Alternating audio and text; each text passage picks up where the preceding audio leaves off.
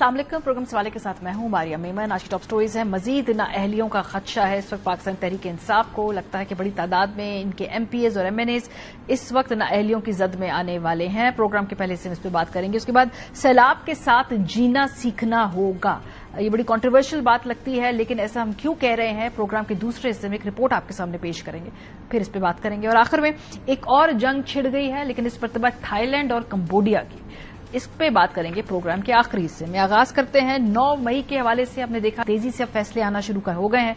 तहरीक इंसाफ फिलहाल मुश्किल में नजर आती है और कुछ सियासी तज्जियाकार और तहरीक इंसाफ के अंदर से भी कुछ बाखबर लोग समझते हैं कि क्या तहरीक इंसाफ के अंदर से बड़ी तादाद में मजीद नाअहलियां होने जा रही हैं। बैरिस्टर गौहर साहब ने इस बात को एडमिट किया, और ये खबर मुनीब फारूक साहब की थी और इसको इंडोर्स भी फिर बैरिस्टर गौहर ने किया। जरा दोनों का ओपिनियन सुनिए।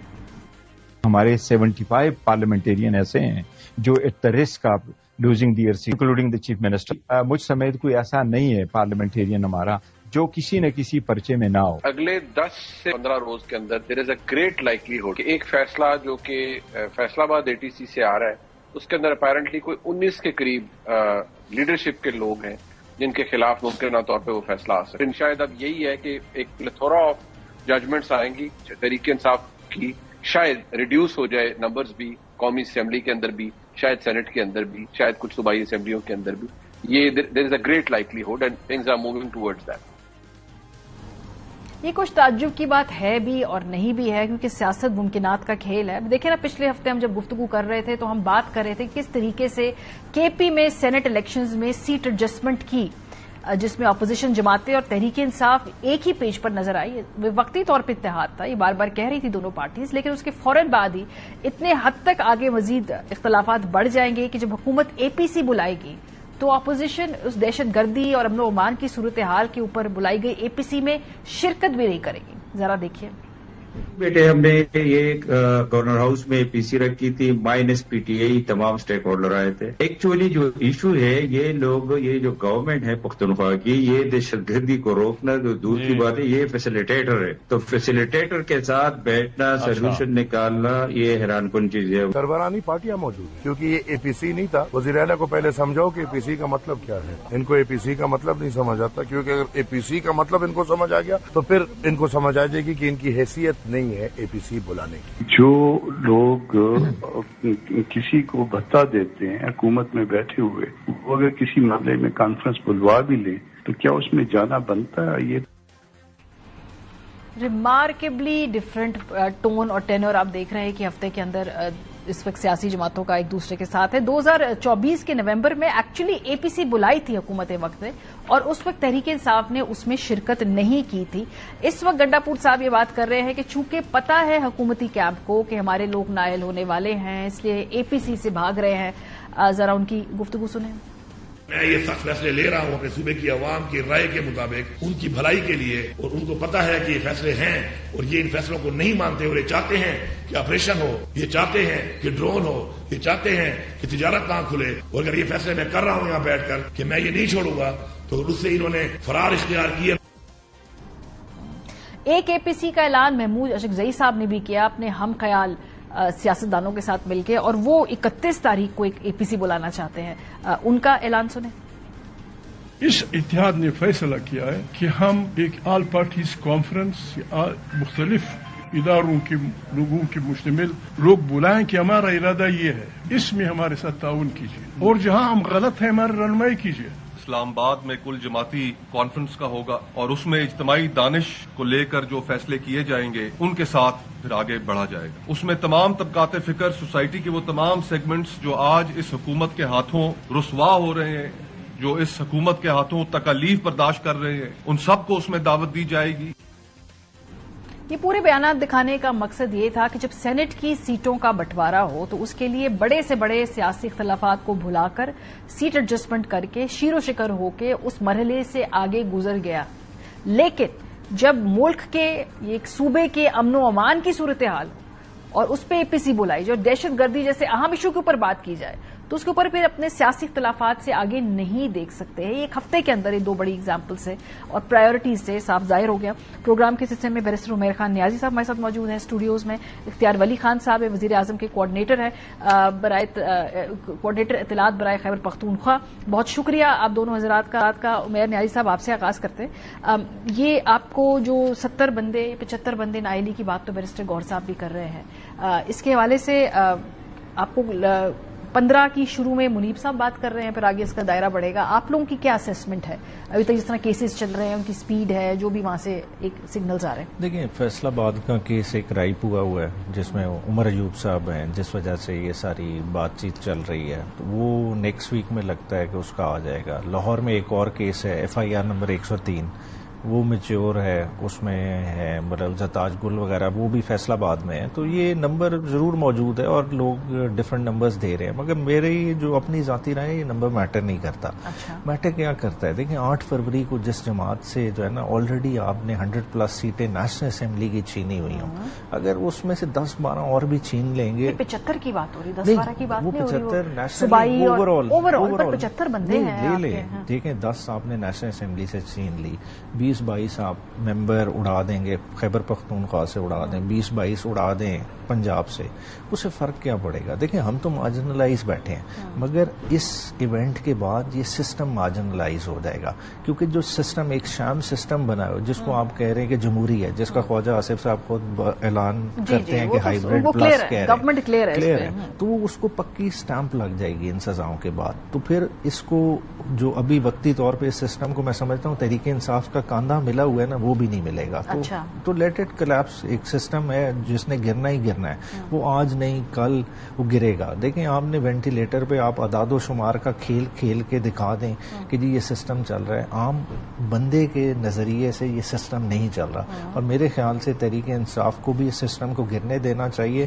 9 مئی کی سزاؤں سے پریشان نہیں ہونا چاہیے, کیونکہ 9 مئی کا بیانیہ تو اسی دن گر گیا تھا جس دن جو مرکزی گواہان کی شہادت پہ جرا ہوئی. وہ سب سمجھ آ گیا کہ کس طرح سے بیانیہ بنایا, ایک ٹیبل کی میز کے نیچے سے جو بیانیہ نکلے اس کی کیا وقت ہوگی. کیا آپ کو لگتا ہے کہ اس بات میں وزن ہے, یا صرف وہ جو 5 آپ کا اگست کا احتجاج ہے اس سے پہلے یہ اس قسم کی بات کی جا رہی ہے تاکہ اس کو مومنٹم بھی نہ بنے؟ وہ تو خیر ویسے بھی نظر نہیں آ رہا, اس میں بھی بات کروں گی آپ کو. یہ اس سے کو ریلیشن نہیں ہے. یہ اوور آل دیکھیں ایک اسکیم آف تھنگس میں چیزیں ڈیسائیڈ کی ہوئی ہیں کہ تحریک انصاف یا اور اسپیسیفک ہو جائیں کہ عمران خان کسی شکل میں قابل قبول نہیں ہے.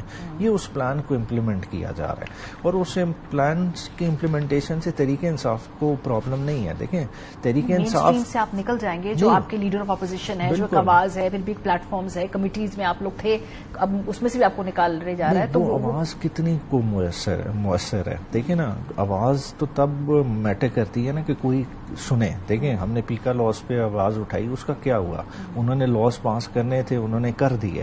انہوں نے جو ہے نا گیدرنگز کو روکنے کا قانون, کالا قانون اسلام آباد کی حد تک پاس کرنا تھا, انہوں نے کر دیا. انہوں نے یوٹیلیٹی سٹورز بند کرنے تھے, ہزاروں امپلائیز کو ان امپلائے کرنا تھا, کر دیا.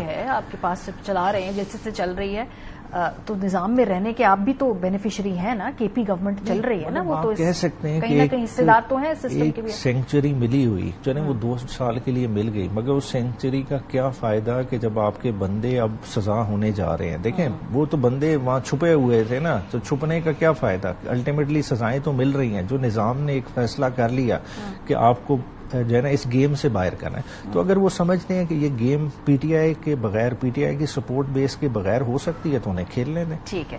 اختیار ولی صاحب, پچھلے ہفتے ساری جو گفتگو ہو رہی تھی وہ سینٹ کے الیکشن پہ ہو رہی تھی, اور بڑے بڑے جو ازلی دشمن ہیں, جو بڑے بڑے سیاسی اختلاف رکھنے والے لوگ ہیں, ہم نے دیکھا کہ کے پی کے اور سینٹ کے الیکشنز کے اندر بیٹھ کے ٹھیک ٹھاک ایمیکیبلی وہ کام ہو گیا. اس کے ایک ہفتے بعد ایک اے پی سی بلائی جاتی ہے صوبے کے وزیر اعلیٰ کی طرف سے, اس پہ اکٹھے نہیں ہو سکتے. تو یہ کیا میسج جائے گا لوگوں کو کہ بھائی اپنے جو کام ہیں کرنے کے, سیاسی مفادات ہیں, اس کے لیے تو یہ اپنے اختلافات بھلا سکتے ہیں, لیکن جو امن و امان کی بات ہو تو اس میں آپ کے اختلافات آڑے آ جاتے ہیں. بسم اللہ الرحمن الرحیم. بہت شکریہ ماریا. دیکھیں یہ جو ایف پی سی کی آپ بات کر رہی ہے نا, یہ اے پی سی کی جو خیبر پختونخوا حکومت نے بلائی ہے, یہ بالکل بے وقت کی راگنی ہے. जब एपीसी बुलाने का वक्त था इन्होंने एपीसी नहीं बुलाई, जब बगन जल रहा था इन्होंने एपीसी नहीं बुलाई, जब पाड़ा चिनार जल रहा था इन्होंने एपीसी नहीं बुलाई, जब कुरम जल रहा था इन्होंने एपीसी नहीं बुलाई, जब बाजावड़ में लोग मर रहे थे ये लोग एपीसी नहीं बुला रहे थे, जब मोहम्मद में शोरश बढ़ रही थी ये नहीं बुला रहे थे, वजीरिस्तान लोअर अपर में आग और खून का खेल जारी था, ये लोग एपीसी नहीं बुला रहे थे, हमने बुलाई ये आए नहीं। ठीक है। और अब अगर ये बुला रहे एपीसी तो इस पे मेरा इतना ही कमेंट है कि असर की नमाज उस वक्त अदा की जाती है जब असर की अजान हो जाए, मगरिब की अजान हो जाए तो मगरिब की नमाज पढ़ेंगे, इशा की अजान हो जाए तो इशा की पढ़ेंगे। इनकी सारी नमाजें कज़ा हो चुकी हैं, इनके वाजिब जो है वो कज़ा हो चुके हैं, इनके सुन्नतें कज़ा हो चुकी है। ये इस वक्त नफली इबादत करने के चक्कर में है और नफली इबादत से मुराद फकत ये है कि ये लोग चाहते हैं कि अब लोगों को दिखाने के लिए लेपा पोती करके ये दिखा दे कि जी देखें हमने तो एपीसी कर दिया मन के लिए। अच्छा, कोई नहीं, अब सिर्फ ये कॉस्मेटिकली ये लोगों को एक वीडियो क्लिप दिखाएंगे, एक तस्वीर दिखाएंगे कि जी हमने बड़ी एफर्ट की है। कल हम बैठे थे वजीर आजम की सरबराही में, खैबर पख्तूनख्वा के कबाइली अमायदीन के तमाम अजला के लोगों को बुलाया था, मौलाना फजल रहमान साहब भी उसमें मौजूद थे, गाजी गुलाब जमाल साहब, साबिक वफाकी वजीर हमीदुल अजान साहब, गवर्नर साहब मौजूद थे, वफाकी वज़रा मौजूद थे, पीपल्स पार्टी के अमायदीन मौजूद थे। वहां पर अमन की बात हुई है, इनको पता ही नहीं है कि इख्तियार वली साहब एक सूबे के अंदर जहां तहरीक इंसाफ की हुकूमत है, उनका वजीर आला है, उनके बगैर आप उस सूबे के अंदर अमन की बात का कोई प्लान बना भी लें तो उसको इम्प्लीमेंट कैसे करेंगे? वो स्टेक होल्डर हैं, उनके बगैर कैसे कर सकते हैं आप? हमारी स्टेक होल्डर के साथ बात कर करके उसको बात समझा के हमें समझ नहीं आती है। उर्दू ये नहीं समझते, अंग्रेजी ये नहीं समझते, पश्तो इनको समझ नहीं आती, इनको मैं बात बताई इनको वो समझ नहीं आती। या आपको पता है 26 नवंबर का वाकया जब हो रहा था इस्लामाबाद में, जब ये आग और खून का कुश्ती ये बाजार ये गर्म कर रहे थे, उस वक्त पाड़ा चिनाब जल रहा था, मैं चीखता ही रह गया और मैं यही कहता रह गया कि भाई तुम लोगों की लाशों पर पैर रख कर इस्लामाबाद की तरफ आ रहे हो, तुम्हारी पहली responsibility chief minister mister Gandapur, तुम्हारी पहली प्रायोरिटी तुम्हारा सूबा होना चाहिए। ठीक बात है। लेकिन अभी एक साल में इख्तियार वली साहब आज भी अमनो अमान, या तो ना कि अमनो अमान की का चैलेंज अभी भी है। जब 2024 में ये आपकी एपीसी में आए तो जो आप बातें कर रहे हैं ना कि विजुअल्स दिखाते, उसको लेजिटिमेसी देते, एग्जैक्टली यही बात तहरीक इंसाफ करती थी कि हम नहीं जाते थे वरना हमें कहते कि देखिए ये बैठ गए हमारे साथ, हम इनको लेजिटिमेसी दे रहे हैं। ये वही बात आप कर रहे हैं आज बैठकर। देखिए मारिया, मेरे ख्याल में अगर दांत में दर्द हो तो बंदा किसी बीडीएस डॉक्टर के पास ही जाता है जो डेंटल स्पेशलिस्ट होता है, स्किन के मसाइल हो तो स्किन के पास जाता है, हड्डी का मसला हो तो हड्डी वाले के पास, और आंखों का मसला हो तो आपको अपने आई स्पेशलिस्ट के पास जाना है। मुझे ये बताइए धरने के अलावा इनकी स्पेशलाइजेशन क्या है? Could you please tell me? मुझे बता सकते हैं? उमेर भाई मेरे बहुत प्यारे भाई, I really love this person, मुझे बता सकते हैं कि खैबर पख्तूनख्वा में 13 साल की हुकूमत लगाने के बाद अगर करप्शन के अलावा आपने कोई काम किया है तो मुझे बता दें। कोई एक university, name even a single university, name even a single university, name even a college, name even a hospital, कि कोई अस्पताल अगर बनाया हो मुझे उसका नाम बता दे। ठीक है, ये बात मैं आपकी उमैर साहब से पूछ लेती हूँ कि भी बता दें, लेकिन मुझे आप ये बता रहे हैं कि अमनो अमान पे एपीसी गंडापुर साहब बुलाते हैं, आप नहीं जाएंगे, लेकिन एक हफ्ते पहले उन्हीं के साथ सेनेट इलेक्शन लड़ लेंगे। वन लास्ट थिंग, अली अमीन और उनकी जमात और उनकी कैबिनेट जो खैबर पख्तूनख्वा की हुकूमत है वो अमन के मुतल्लिक इर्रेलेवेंट लोग हैं। उनकी जो नॉन सीरियस एटीट्यूड है वही उसी ने फासले पैदा किए हैं। थोड़े से अगर ये सीरियस हो गए तो या हम इनके पास खुद चले जाएंगे। सर पिछले हफ्ते जब सेनेट इलेक्शन लड़े जा रहे, सर आपका लीडर ऑफ अपोजिशन रोजाना मुलाकातें कर रहा था, क्लोज कांटेक्ट में था, पीटीआई में फूट पड़ गई, पीटीआई और ये ऑपोजिशन इकट्ठे हो गए उन लोगों के खिलाफ जो नाराज उम्मीदवार थे। इतना क्लोजली आप लोगों का उस वक्त कोलिशन था, तब भी सारी इश्यूज थे जो आप बता रहे हैं। यस मारिया, सुन लीजिए, उस वक्त हमने हमारा एक 1 पॉइंट एजेंडा था کہ ہم کسی طریقے سے اس ہارس ٹریڈنگ کو روک لیں. 93 ان کے ممبرز تھے اور 55 پلس لوگ ان کے بک رہے تھے, اور وہ لوگ جو بکنے والے تھے وہ بھی ان کی جماعت کے تھے اور جو خریدار تھے وہ بھی ان کی جماعت میں شامل تھے. ہم نے یہی چاہا کہ یہ بہتر ہے کہ کم از کم ہم جمہوریت کے ساتھ اتنی بہتری کر لیں کہ یہ استبل بازی جو ہے, یہ گھوڑے اور کھچروں کا کھیل, اس کو روک لیں. وہ اس بارے میں صاحب ایک قدم آگے بڑھ کے اے پی سی کے اوپر اے پی سی بھی کر لینا سر, امن و امان کے اوپر ایک قدم آگے بڑھے, جمہوریت اور مضبوط ہوگی, تمام سیاسی جماعتیں بیٹھیں گی, ادھر تک پہنچ گئے, ایک قدم آگے بڑھ لیں. میری پیاری بہن, میں نے آپ کو یہی بتایا کہ دانت میں درد ہو تو بندہ دانت کے ڈاکٹر کے پاس جاتا ہے, کسی موچی کے پاس نہیں جاتا. ان کو بتائیں کہ ان کا کام کیا ہے. اگر آپ گارنٹی لیتی ہیں کہ یہ سیریس ہوں گے تو پھر آپ اس پہ کوئی غور کر لیں گے. بالکل وہی بات کر رہے ہیں جب ہم کہتے ہیں کہ حکومت سے آپ مذاکرات کریں, تحریک انصاف والوں کو وہ یہی کہتے ہیں کہ ان کے پاس نہ اتھارٹی ہے, نہ مینڈیٹ ہے, نہ ان سے بات کرے, نہ کچھ کر سکے. بالکل وہی آرگیومنٹ ہے. بہرحال تھوڑا سا آگے مجھے ہم نے تو ماں سوائے بڑی بڑی مونچھوں کے اور بڑی بڑی لہراتی زلفوں کے علاوہ یہ سٹائل اور یہ سواگ اور یہ مستیاں اور کرپشن, اس کے علاوہ اللہ شاہد ہے بغیر کوئی الزام اور بہتان لگائے ہم نے اور کچھ نہیں. ٹھیک ہے. اچھا عمیر صاحب, اب صورتحال یہ ہے کہ وہ تمام سیاسی جماعتیں جو آپ کی اپوزیشن ہے وہ اکٹھے ہو کے اے پی سی یا اپنے طور پہ امن و امان کے حوالے سے میٹنگز کریں. آپ سسٹم سے باہر ہیں, اتحاد بنانے کی آپ کوشش نہیں کرتے, یا آپ سے ہوتا نہیں؟ بھی سینٹ کے الیکشن میں بھی آپ نے مولانا فضل الرحمان صاحب سے بھی گفتگو نہیں کی, تو اتحاد بنانے کی آپ کی پرائیورٹی نہیں ہے, لوگوں کو ساتھ لے کر چلنے کی؟ یہ الزام لگتا ہے نا آپ لوگوں کو ساتھ لے کے نہیں چلتے, سولو فلائٹ کرتے ہیں آپ لوگ. نہیں دیکھیں, کئی جگہ پہ ہماری کمیاں ہوں گی. دیکھیں ہم نے ایک الائنس بنایا, ہم نے اس الائنس کو, میرا اپنا ذاتی خیال ہے کہ اتنی ڈیو امپورٹنس نہیں دی. مطلب جب بھی دیکھیں جو پارٹیز ہوتی ہیں پرابلمس میں جاتی ہے, جیسا پاس میں پیپلز پارٹی گئی, انہوں نے بڑی حکمت عملی کے ساتھ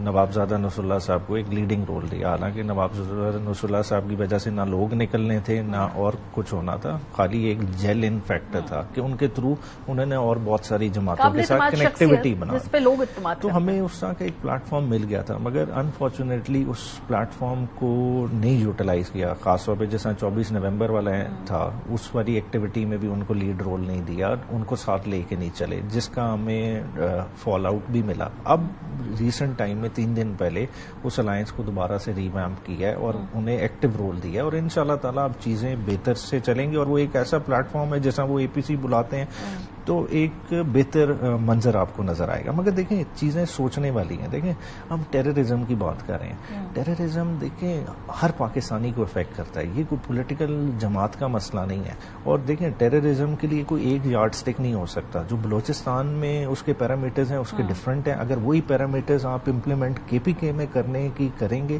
تو پرابلم بنے گی. خالی ہماری کوشش کیا ہے, دیکھیں ایک کے پی سی بلائی, اس کا مقصد کیا کہ دیکھیں کے پی کے کی عوام بھی ٹیررزم کو ریپلس کرنا چاہتی ہے. آپ چلے جاتے ہیں ان کی اے پی سی کے اندر کہ ایسے ہی ہوتا ہے نا اعتماد, تو آپ انہوں نے اے پی سی بلائی, آپ چلے جاتے, اس کا کوئی حاصل حصول نہ ہوتا, لیکن ایک جمہوری قدر تو ہوتی نا. چلے جاتے. دیکھیں مگر بات ہے کہ اپنے لیڈر سے, جس کے ویژن پہ یہ ساری جماعت چل رہی ہے, اس سے ایک ملاقات, فقط ایک ملاقات نہیں کرنے دیتے. جب آپ کہتے ہیں کہ اتنا بڑا نیشنل انٹرسٹ ایٹ سٹیک ہے, تو کیا پارٹی لیڈرشپ اس سے ہدایت لے کے نہیں کر سکتی؟ آج بھی اگر علی امین بات کر رہے ہیں تو اگر ڈرون پہ وہ بول رہا ہے, وہ کیوں بول رہا ہے؟ کیونکہ وہ ویژن کس کا ہے؟ عمران خان کا ہے. اسی چیز کو وہ دوبارہ سے جو ہے نا ریزونیٹ وہ آواز کر رہی ہے. تو صحیح. اس کلوزنگ نوٹ پہ اس وقت اختیار ولی صاحب, جب اگر ان کے 60 اس پہ کوئکلی آپ کو اوپینین لوں گی کہ اگر ان کی نااہلیوں کی جیسے باز گشت ہے وہ ہو جاتی ہے, تو وہ تو پھر ان کی تحریک کے اندر جان ڈالنے والی بات نہیں ہے. جب وہ پارلیمنٹ میں انگیجڈ ہیں, وہاں پہ بھی نہیں ہوں گے, تو پھر یہ تو ان کو مزید طاقت کا ٹیکا نہیں لگے گا. دیکھیں قانون جو ہے نا, وہ یہ نہیں دیکھتی ہے کہ یہ تحریک انصاف ہے یا یہ مسلم لیگ نون ہے یا یہ ماریہ میمن بیٹھی ہوئی ہے. اگر 9 مئی زمین پہ نہیں ہوا, 9 مئی کا اس پاکستان سے کوئی تعلق نہیں ہے, کہیں مریخ پہ ہوا ہے, تو میرے خیال میں پھر تو ان کے ساتھ زیادتی ہے. اور اگر 9 مئی کو ریڈیو پاکستان جلتا ہے, کرنل شیر کا مجسمہ ٹوٹتا ہے, جی ایچ کیو کے دروازوں پر حملے ہوتے ہیں, جنا ہاؤس کو آگ لگائی جاتی ہے, زیارت ریزیڈنسی کو آگ لگائی جاتی ہے, اور وہاں سے موجود پاکستان تحریک انصاف کے ہی 2nd ٹیئر کے اور 3rd ٹیئر کے لیڈرشپ اور کارکن اگر ملتے ہیں, تو مینز کہ یہ واقعہ اس زمین پر, اس ملک میں, پاکستان میں हुआ है और उसके पीछे पाकिस्तान तहरीक इंसाफ थी। अब इस बात को भूल जाएं कि इसकी नतीजे में कितने पार्लियामेंटेरियन होते हैं डिस्क्वालीफाई, कितने नहीं होते। हम सिर्फ पार्लियामेंटेरियन की बात करते हैं, जो बाकी लोग हैं सैकड़ों, वो भी जो है इस मुल्क के रहने वाले वासी है, लेकिन जो इन्वॉल्व है मेरे ख्याल में उसको बचना नहीं चाहिए, जो नहीं है उसको सजा नहीं मिलनी चाहिए। और अगर ये डिस्क्वालीफाई होते हैं तो ये कानून का अमल है। नवाज शरीफ से बड़ा कोई लीडर नहीं था, उसको भी डिस्क्वालीफाई कर दिया। चले सर, इतनी बड़ी तादाद में बहुत शुक्रिया। दोनों हजार का डिस्क्वालिफिकेशन का सियासी तौर पर अब देखते हैं क्या रीजंस होते हैं आने वाले हफ्तों में। ब्रेक पे जाएंगे, जब वापस आएंगे इस हफ्ते में देखा मौसमियाती तब्दीली के हौलनाक असरात, इस पे बात करेंगे। ब्रेक के बाद हमारे साथ रहिए। Welcome back. मुल्क भर में बारिशों की तबाहकारियों के मनाजिर आपने ट्रेडिशनल मीडिया के ऊपर, सोशल मीडिया के ऊपर हर तरफ देख ही रखे होंगे। इस पूरे स्पेल के अंदर अगर हम देखें तो 266 अमवात हुई हैं लोगों की। इसमें ज्यादातर वो लोग थे जो टूरिस्ट थे, इसके अलावा वो लोग जिनकी घरों की छतें कमजोर थी और वो उनके ऊपर आन गिरी हैं। आपको जरा कुछ झलकियां दिखाते हैं इस मौसमी तब्दीली की तबाहकारी की।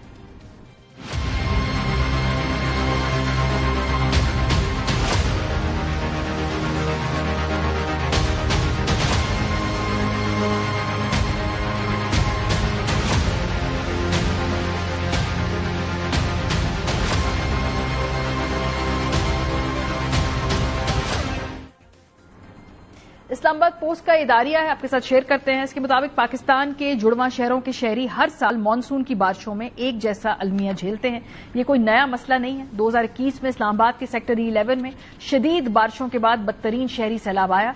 इस इलाके में पहले कुदरती नकासियाब के रास्ते और बरसाती नाले हुआ करते थे, लेकिन तरक्की के नाम पर उन पर इमारतें खड़ी कर दी गई हैं। मुबैना तौर पर हुकूमती एहलकारों की मिली भगत या गफलत से रिहायशी और कमर्शियल मंसूबे इन नालों पर तामीर कर लिए गए।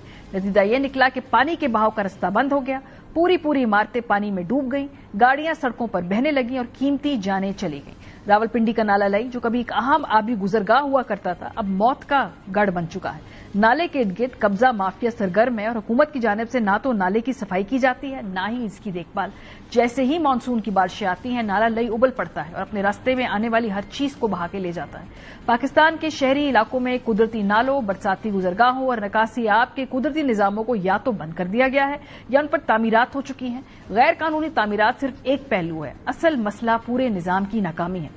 जब तक हुकूमत जमीन के इस्तेमाल और शहरी मनसूबाबंदी के निजाम को शफाफ नहीं बनाती, हर साल ये अलमिया दोहराता रहेगा। पाकिस्तान में इतने ज्यादा सैलाब क्यों आते हैं? वाटर एक्सपर्ट नसीर मेमन साहब ने इस पर बड़ा दिलचस्प तजिया किया है। वो कहते हैं जी कि उनका एक आर्टिकल है, उसके मुताबिक अब सैलाबी नज़्मो नस्क यानी कि फ्लड मैनेजमेंट का नजरिया तब्दील हो रहा है। हम सैलाब से लड़ने की बजाय अब सैलाब की तरफ के साथ जीने की तरफ बढ़ रहे हैं।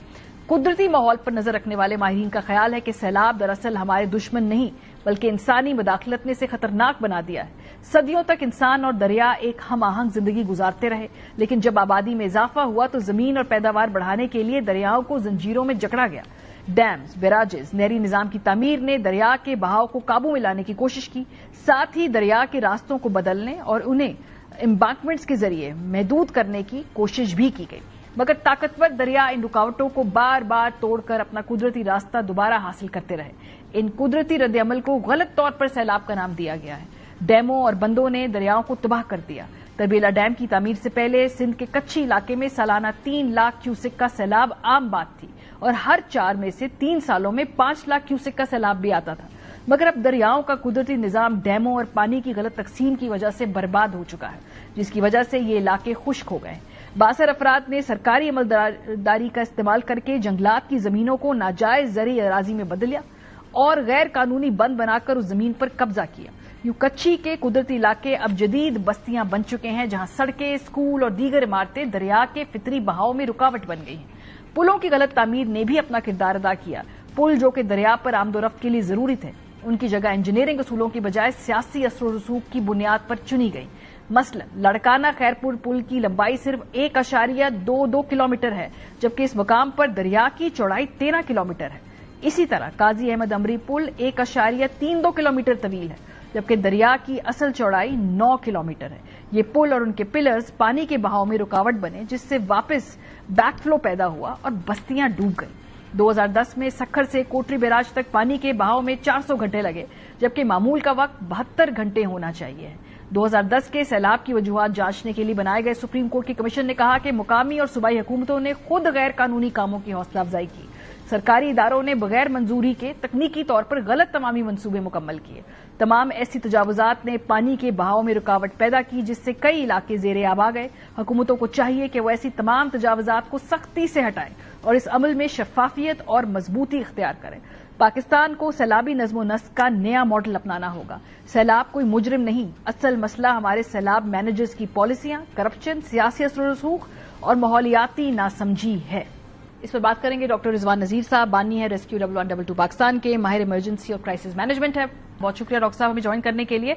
गैर मामूली बारिशें तो हुई हैं डॉक्टर साहब, लेकिन इसके साथ साथ ये जो महकमा मौसमियात है इसकी एक फोरकास्ट भी दी जाती है।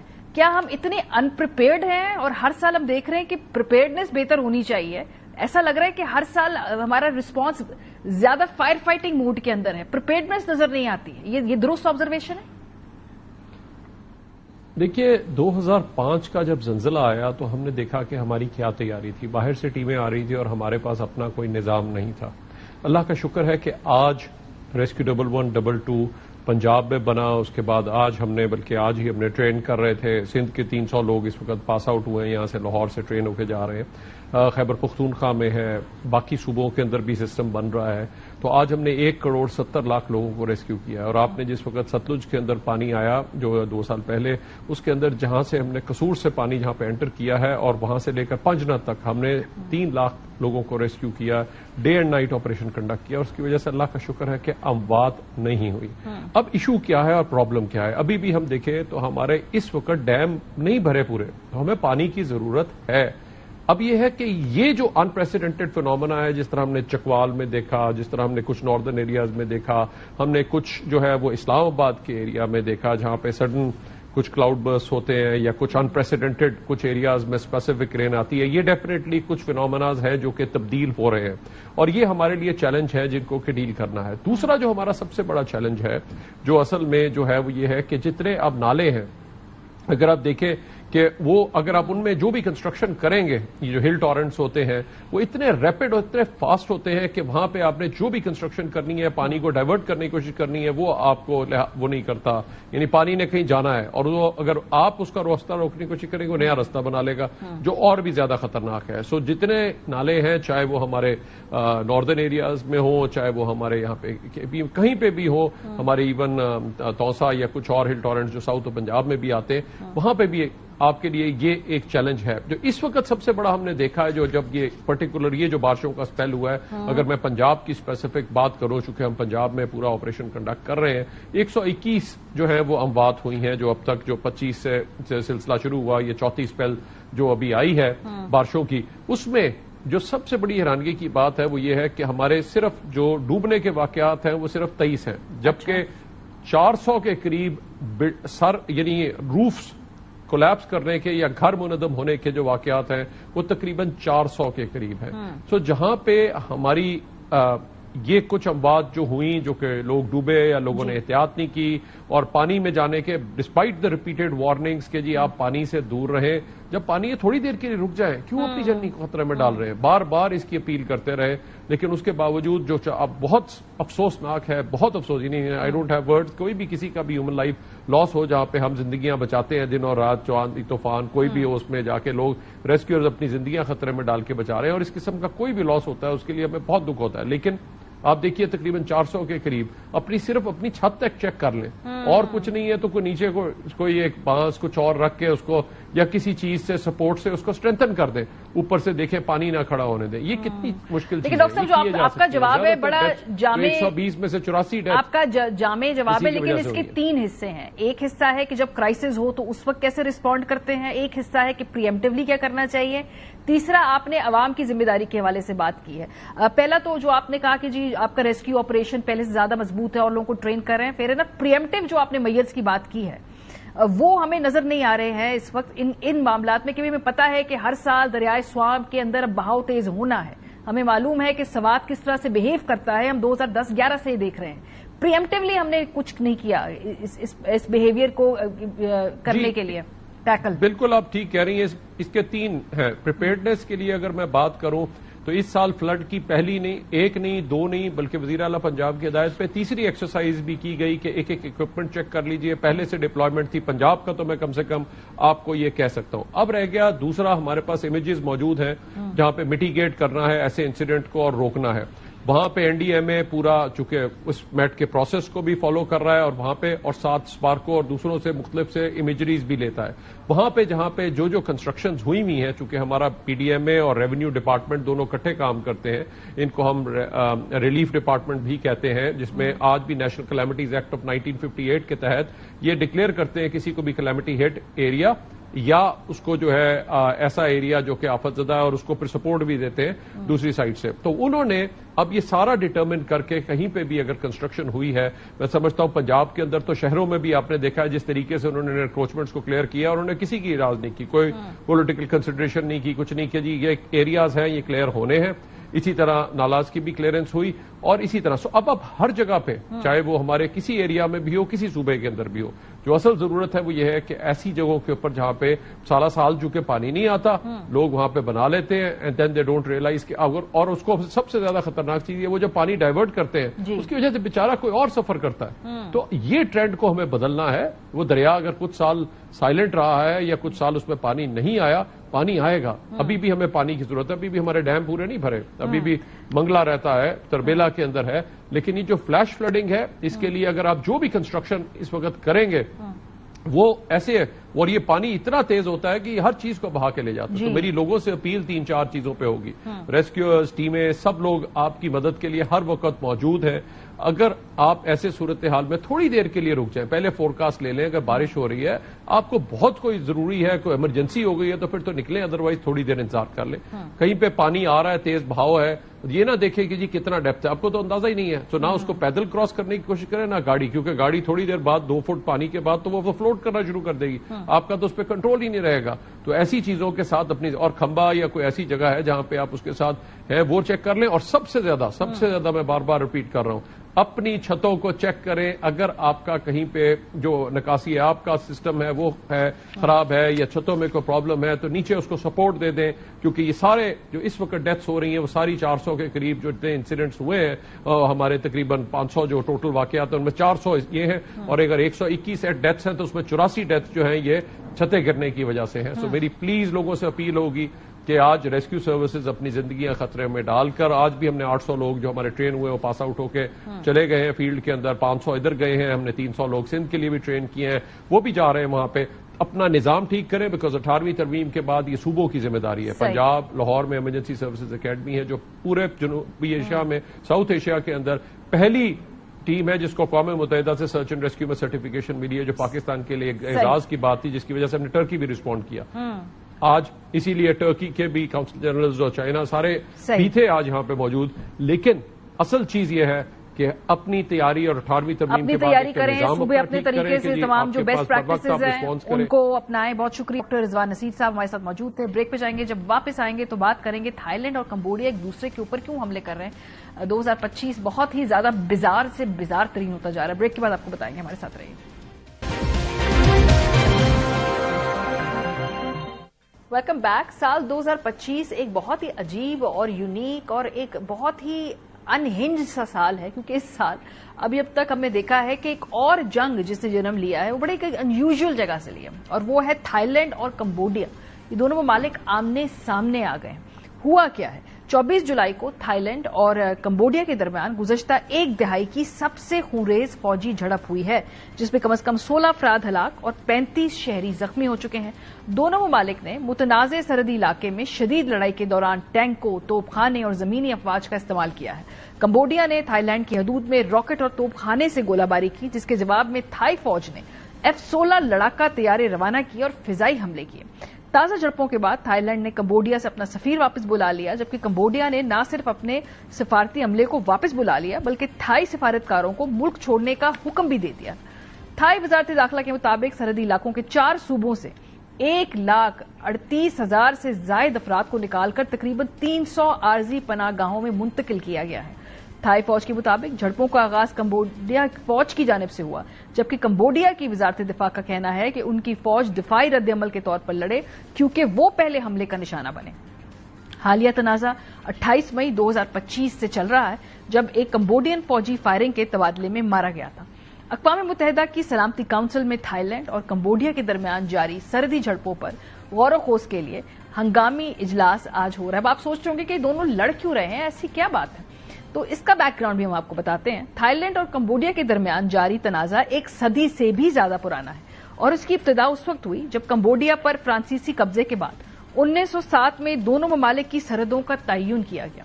थाईलैंड और कंबोडिया के दरमियान तकरीबन 800 किलोमीटर तवील सरहद है और दोनों ममालिक कई मुकामात पर सरहद के तयन पर मुत्तफिक नहीं है।